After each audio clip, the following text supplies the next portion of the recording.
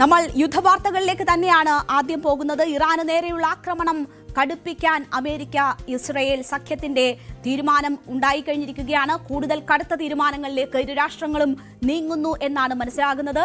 Iran കീഴടങ്ങലിന്റെ വക്കലാണ് എന്നതാണ് ട്രംപിന്റെ അവകാശവാദം. ഏറ്റവും പുതിയ അവകാശവാദം ട്രംപ് ഉന്നയിക്കുന്നത് കീഴടങ്ങലിന്റെ വക്കിലാണ് ഇറാൻ എന്നതാണ്.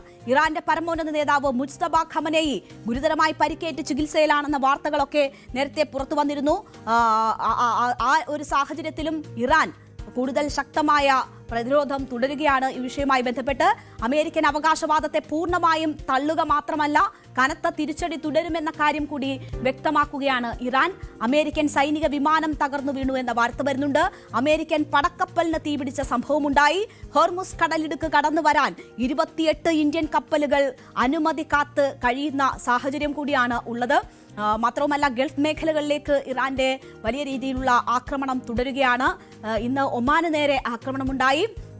അതേസമയം ഇറാനിൽ ടെഹ്റാനിൽ ഇസ്രയേലിന്റെ ആക്രമണവും ഏറ്റവും ഒടുവിൽ റിപ്പോർട്ട് ചെയ്തു. ഇപ്പോൾ നമുക്കൊപ്പം വിനോദ് ന്യൂസ് ഡെസ്കിൽ നിന്ന് ഏറ്റവും പുതിയ വിവരങ്ങളുമായി ചേരുകയാണ്. വിനോദ്, വലിയ അവകാശവാദം ട്രംപിന്റെ ഭാഗത്തു നിന്നും ഉണ്ടാവുകയാണ്. ട്രംപ് ഇത്തരം അവകാശവാദങ്ങൾ പല ഘട്ടങ്ങളിലും ഉയർത്തുന്ന ആളാണ്. ഇതിപ്പോൾ കീഴടങ്ങലിന്റെ വക്കിലാണ് ഇറാൻ എന്ന അവകാശവാദമാണ് ട്രംപ് ഉന്നയിക്കുന്നത്. നമുക്കറിയാം, കഴിഞ്ഞ ദിവസം 3 ഉപാധികൾ ഇറാൻ മുന്നോട്ട് വെച്ചിരുന്നു. അതാണോ കീഴടങ്ങലിന്റെ വക്കിൽ എന്ന വ്യാഖ്യാനത്തിലേക്ക് ട്രംപിനെ എത്തിച്ചിരിക്കുന്നത്? എന്താണ് ട്രംപ് യുദ്ധ സാഹചര്യത്തെക്കുറിച്ച് പറയുന്നത്? ഇറാന്റെ പരമോന്നത നേതാവായി തൊട്ടു മുൻപ് അവരോധിതനായ മുസ്തഫ ഖമനേയി ഇപ്പോൾ ഗുരുതരമായി പരിക്കേറ്റ് ചികിത്സയിലാണെന്ന വിവരമാണ് ഏറ്റവും ഒടുവിലായി പുറത്തു വരുന്നത്. അദ്ദേഹത്തിന് ഒരു കാൽ നഷ്ടമായി, കോമാവസ്ഥയിലാണ് അദ്ദേഹം എന്ന തരത്തിലുള്ള വാർത്തകൾ പുറത്തു വരുന്നു. ഇറാൻ മാധ്യമങ്ങൾ റിപ്പോർട്ട് ചെയ്തതിനെ ഉദ്ധരിച്ച് ഇപ്പോൾ മറ്റ് ലോക മാധ്യമങ്ങളാണ് അത്തരം വാർത്തകൾ പുറത്തുവിടുന്നത്. പക്ഷേ അതിനൊരു ഔദ്യോഗിക സ്ഥിരീകരണം ഇതുവരെ ഉണ്ടായിട്ടില്ല. നേരത്തെ ഖമനേയി കൊല്ലപ്പെട്ടപ്പോൾ ആ തരത്തിൽ ഇറാനിൽ നിന്ന് അവരുടെ ദേശീയ മാധ്യമങ്ങൾ തന്നെ അക്കാര്യം റിപ്പോർട്ട് ചെയ്തിരുന്നു. എന്നാൽ ഇക്കാര്യത്തിൽ അത്തരമൊരു വിവരം പുറത്തു വന്നിട്ടില്ല. പക്ഷേ ഇങ്ങനെ മുസ്തഫയ്ക്ക് ഗുരുതരമായി പരിക്കേറ്റു എന്ന വിവരമാണ് വരുന്നത്.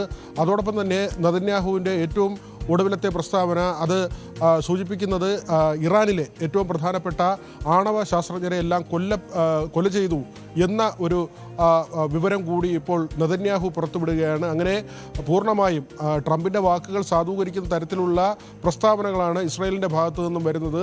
അതായത് ഇറാൻ വളരെ പെട്ടെന്ന് കീഴടങ്ങും എന്ന കാര്യം ട്രംപ് പറയുന്നു, അത് ഇസ്രായേൽ ആവർത്തിക്കുന്നു. എന്നാൽ ഇറാനിൽ നിന്ന് വരുന്ന വിവരങ്ങൾ ആ തരത്തിലല്ല. ഇറാൻ ശക്തമായി തിരിച്ചടിക്കുന്നു. അവർ അങ്ങനെയുള്ള വാർത്തകളാണ് പുറത്തുവിടുന്നത്, അവരുടെ അറിയിപ്പുകളായി പുറത്തു വരുന്നത് അങ്ങനെ തന്നെയാണ്. ഇസ്രായേലിന് മേലുള്ള ആക്രമണം മാത്രമല്ല, ഹോർമൂസ് അവർ ഒരു വജ്രായുധമാക്കി മാറ്റിയിരിക്കുകയാണ്.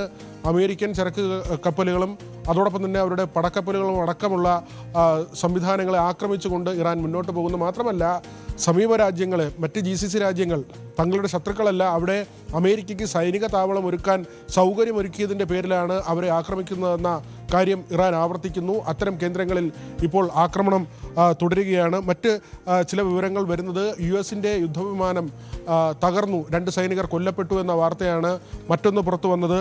ജെറാൾഡ് ഫോർഡിൽ തീപിടുത്തം, അതായത് അമേരിക്കയുടെ ഏറ്റവും വലിയ പടക്കപ്പലാണ്, വിമാനവാഹിനി കപ്പലാണ്. ആ ജെറാൾഡ് ഫോർഡിൽ തീപിടുത്തമുണ്ടായിരിക്കുന്നു എന്ന കാര്യം പുറത്തു വരുന്നു. ഈ 2 അപകടങ്ങളും, അതായത് വിമാനം തകർന്നു വീണതും പടക്കപ്പലിൽ അഗ്നിബാധയുണ്ടായതും, രണ്ടും ആക്രമണത്തിലല്ല എന്ന കാര്യമാണ് അമേരിക്ക പറയുന്നത്. എന്നാൽ ഇക്കാര്യത്തിൽ വ്യക്തതയില്ല. ഇറാൻ്റെ ആക്രമണത്തിൽ ഈ പടക്കപ്പലിനും വിമാനത്തിനും തകരാർ സംഭവിച്ചു, വിമാനം തകർന്നു വീഴുകയും പടക്കപ്പലിൽ തീ പടരുകയും ചെയ്തു എന്ന വിവരങ്ങൾ ഒരു വശത്തു നിന്ന് വരുന്നുണ്ട്. ഈ തരത്തിലാണ്. അതോടൊപ്പം തന്നെയാണ് കേരളത്തെ സംബന്ധിച്ചും ഇന്ത്യയെ സംബന്ധിച്ചുമൊക്കെയുള്ള നിലനിൽക്കുന്ന ആശങ്ക. അത് പ്രത്യേകിച്ചും ഈ പാചകവാതകവുമായി ബന്ധപ്പെട്ടുള്ള കാര്യമാണ്. ഇന്ത്യയുടെ 28 കപ്പലുകളാണ് ഹോർമൂസ് കടലിടുക്കിൽ ഇപ്പോഴും തങ്ങി നിൽക്കുന്നത്, യാത്രാനുമതി കാത്തു നിൽക്കുന്നത്. കഴിഞ്ഞ ദിവസം ഒരു കപ്പൽ മുംബൈ തുറമുഖത്ത് എത്തിയിരുന്നു. ആ കപ്പലിൽ ക്രൂഡ് ഓയിൽ കൊണ്ടുവരുന്നതിന് സാധിച്ചിരുന്നു. പക്ഷേ അതൊക്കെ തന്നെ അപര്യാപ്തമാണ്. നമ്മൾ കണക്കുകൾ പരിശോധിച്ചാൽ ഇന്ത്യയുടെ 90% ഇറക്കുമതി ചെയ്യുകയാണ് ക്രൂഡ് ഓയിലിൽ. ഇതിൻ്റെ 55% വരുന്നത് ഹോർമൂസ് വഴിയാണ്. ആ പാതയാണ് അടഞ്ഞിരിക്കുന്നത്. അതുകൊണ്ട് തന്നെ മറ്റ് വഴികളിലൂടെ ഇപ്പോൾ ക്രൂഡ് കൊണ്ടുവരാനുള്ള ഒരു സാധ്യതയാണ് ഇന്ത്യ നോക്കുന്നത്. മാത്രമല്ല, $101 എന്ന നിലയിലേക്ക് ബാരൽ ഉയർന്നതോടുകൂടി ഇന്ത്യൻ ഓഹരി വിപണിയിലും വലിയ ചാഞ്ചാട്ടമാണ്. ഓഹരി വിപണിക്ക് തകർച്ച നേരിടുന്ന ഒരു സാഹചര്യമുണ്ടായിരുന്നു.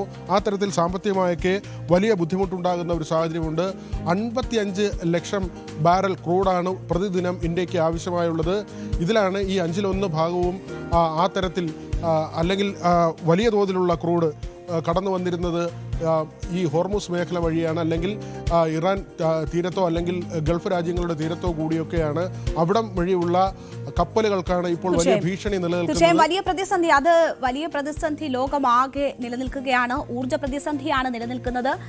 റഷ്യയ്ക്ക് മേലുള്ള ഉപരോധം അത് മാറ്റിക്കൊണ്ട് അമേരിക്ക ഈ പ്രതിസന്ധിയിൽ നിന്ന് മറികടക്കാനുള്ള ചില ശ്രമങ്ങളൊക്കെ നടത്തി വരികയാണ്. വിനോദ്, ഇപ്പോൾ ഏറ്റവും ഒടുവിൽ പുറത്തു വരുന്ന വിവരം Israel launches new attacks on Tehran എന്നതാണ്. 2 പേർ കൊല്ലപ്പെട്ടു എന്ന വിവരവും പുറത്തു വരുന്നുണ്ട്. അപ്പോൾ ഇസ്രായേൽ ഇപ്പോൾ ലക്ഷ്യം വെച്ചിരിക്കുന്നത് ഇറാനിൽ നടക്കുന്ന ഒരു റാലി ലക്ഷ്യം വെച്ചുകൊണ്ടുള്ള ആക്രമണമായിരുന്നു. അത് ഭീരുത്വമാണ് എന്ന് ഇറാന്റെ പ്രതികരണമൊക്കെ വരികയാണ്. അപ്പോൾ സാധാരണ മനുഷ്യരെ ലക്ഷ്യമിട്ടുകൊണ്ടുള്ള ആക്രമണം ഇസ്രായേൽ ഇപ്പോഴും നടത്തിക്കൊണ്ടിരിക്കുകയാണ്. അമേരിക്കൻ പ്രസിഡന്റ് ഡൊണാൾഡ് ട്രംപ് യുദ്ധം അവസാനിക്കുന്നു, കീഴടങ്ങലിന്റെ വക്കിലാണ്, ഞങ്ങൾ ലക്ഷ്യം കണ്ടു എന്ന് പറയുമ്പോൾ പോലും ഈ യുദ്ധക്കൊതി തീരാത്തത് ഇസ്രായേലിന് തന്നെയാണോ? അവരാണോ ഈ ആക്രമണം കൂടുതൽ വ്യാപിപ്പിക്കാനും നീട്ടിക്കൊണ്ടുപോകാനും ശ്രമിച്ചുകൊണ്ടിരിക്കുന്നത്? തീർച്ചയായും സിവിലിയൻസിന് നേരെ ഈ യുദ്ധം മാറിക്കഴിഞ്ഞു എന്നത് വളരെ വ്യക്തമാണ്. ഇതുവരെ കൊല്ലപ്പെട്ടതിൽ 200-ലധികം പേർ കുട്ടികളാണ്. ഇന്ന് ഒരു ഒളിമ്പിക്സ് അല്ലെങ്കിൽ അവരുടെ ഒരു സ്പോർട്സ് കോംപ്ലക്സിലേക്ക് ആക്രമണം നടന്നു. ഇറാൻ്റെ ഒരു സ്പോർട്സ് കോംപ്ലക്സിലേക്കാണ്. അങ്ങനെ അത് ഒരു വലിയൊരു വിശാലമായ കോംപ്ലക്സാണ്. അത്തരത്തിലുള്ള ആക്രമണങ്ങൾ പാടില്ല എന്ന നിയമങ്ങളൊക്കെ തന്നെ മറികടന്നുകൊണ്ടുള്ള യുദ്ധരീതികളിലേക്ക് കാര്യങ്ങൾ മാറുന്നുണ്ട്. അവിടെയാണ് കൃത്യമായി ഇതൊരു സിവിലിയൻസിന് നേരെയുള്ള ആക്രമണമായി മാറുന്നു എന്ന കാര്യങ്ങൾ വ്യക്തമാകുന്നത്. മാത്രമല്ല, അമേരിക്കയുടെ ഒരു ഇന്ധന കപ്പലിന് നേരെ നടന്ന ആക്രമണത്തിലാണ് ഒരു ഇന്ത്യക്കാരൻ കൊല്ലപ്പെട്ടത്.